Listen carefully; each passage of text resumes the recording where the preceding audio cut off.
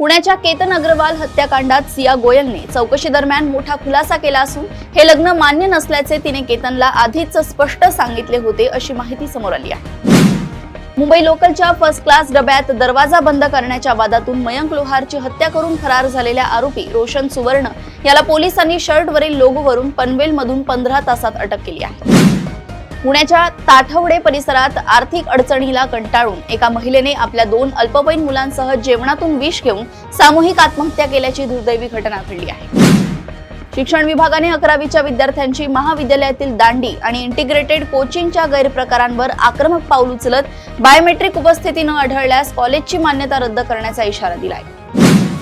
अन्न व औषध प्रशासन आयुक्त तुकाराम मुंढे यांनी राज्यातील सर्व हॉटेल्स, रेस्टॉरंट्स आणि ढाब्यांवर ग्राहकांना पिण्याचे स्वच्छ पाणी मोफत देणे बंधनकारक केले असून नियम मोडणाऱ्यांवर कारवाईचा इशारा दिलाय।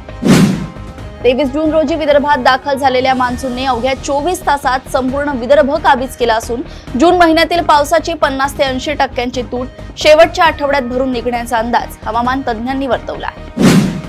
राष्ट्रीय बाल स्वास्थ्य कार्यक्रमांतर्गत श्रवण दोष असलेल्या मुलांच्या कानात केली जाणारी 7 लाखांची कॉक्लिअर इम्प्लांट शस्त्रक्रिया आता 5 वर्षांपर्यंतच्या बालकांसाठी मोफत केली जाणार आहे।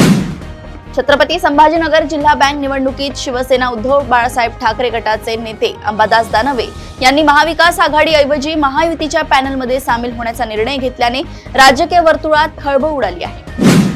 शिर्डीतील साईबाबा मंदिर परिसरातील पेढ्यांच्या दुकानांवर आणि कारखान्यांवर छापे टाकून अन्न व औषध प्रशासनाने तब्बल 700 किलो भेसळयुक्त व निकृष्ट दर्जाचे पेढे जप्त करून नष्ट केले आहे।